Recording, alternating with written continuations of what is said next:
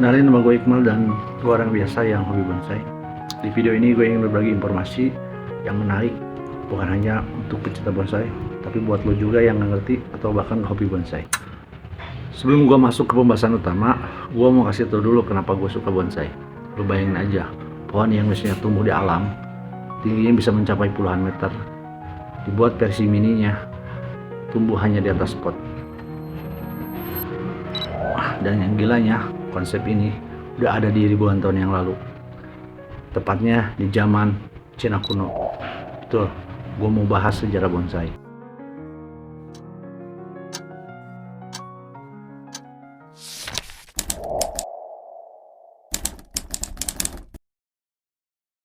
Di abad kedua Masehi, tepatnya di dinasti Han dan dinasti Qin, muncul kebudayaan baru yang disebut dengan Penjing, landscape miniatur alam yang terdiri dari pohon, batu, dan air, dan unsur alam lainnya. Para biksu yang menganut ajaran Taoisme menjadikan ini sebagai simbol dari salah satu ajaran mereka, yaitu keseimbangan harmonisasi kehidupan manusia dengan alam. Menurut gua sih ini sejalan dengan semua ajaran agama. Selain para biksu, seni Penjing ini juga mulai dilirik oleh para pejabat dan bangsawan pada masa itu.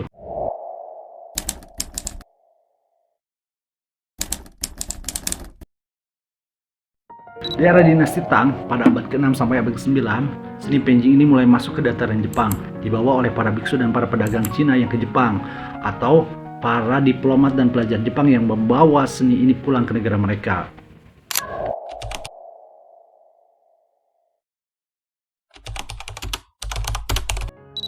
Di abad ke-7 sampai abad pertengahan, tepatnya di era dinasti Heian dan era Kamakura, istilah Penjing ini berubah menjadi bonsai. Dari bahasa Jepang, terdiri dari dua suku kata, bon yang artinya pot, sai yang artinya tanaman. Jadi, menurut kalian bonsai itu dari Cina atau dari Jepang? Coba tulis di kolom komentar.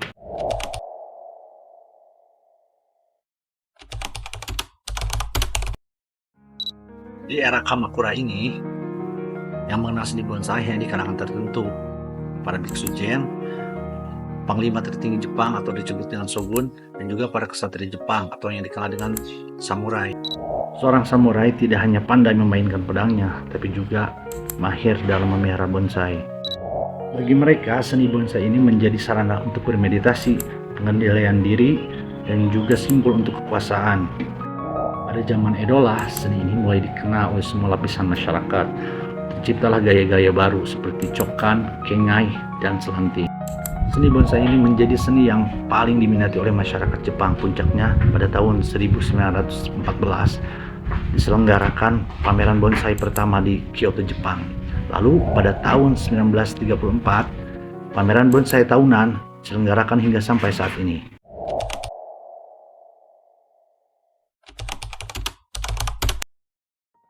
Pada era Meiji, Jepang mulai membuka diri, tepatnya di abad ke-18 sampai 19. Yang kita tahu di zaman Edo, Jepang mengisolasi dirinya dari dunia luar.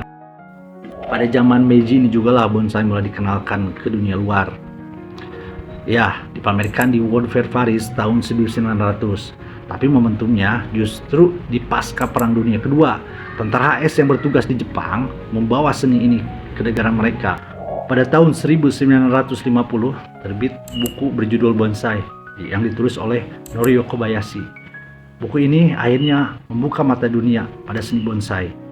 Dan pada tahun 1970 terbentuklah Klub Pecinta Bonsai Internasional yang menyebarkan filosofi dan teknik-teknik berbonsai.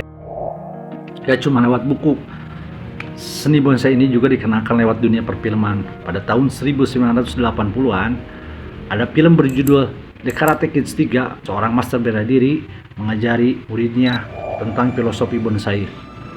Menarik bukan? Hingga akhirnya bonsai terkenal di seluruh dunia, bahkan di Indonesia.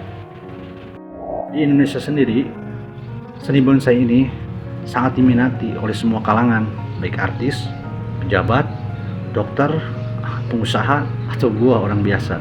Ya, kita kenal Irfan Hakim, Ajis Gagap, Gatot Nurmantio, Feni Rose, dan banyak lagi tokoh-tokoh nasional yang mencintai bonsai.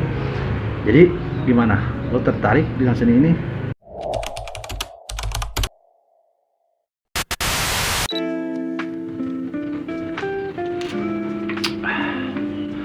Oke, sebelum kelar videonya, gue mau bilang makasih banyak buat lo yang masih nonton video gue. Video ini gue bikin pertama pak, dan pakai Android yang harga 2 jutaan. Dan ternyata bikin video yang singkat kayak gini tuh buat orang biasa kayak gue gak mudah pak. Buat ngomong serius di depan kamera,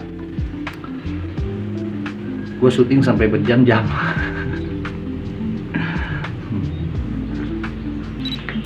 Asli kaku pak, beda kayak video call. Gue sering jual bonsai di live streaming, tapi asli beda pak. Kalau live gue tinggal nanya orang mau cari bonsai kayak gimana, gue sepil, ya udah gitu aja. Jadi buat kalian yang suka video ini, ya minimal ketawa-ketawa geli lah.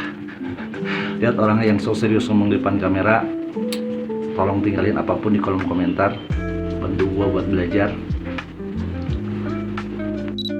Belum ngeditnya pak, sering like, memori cepet penuh. Aduh.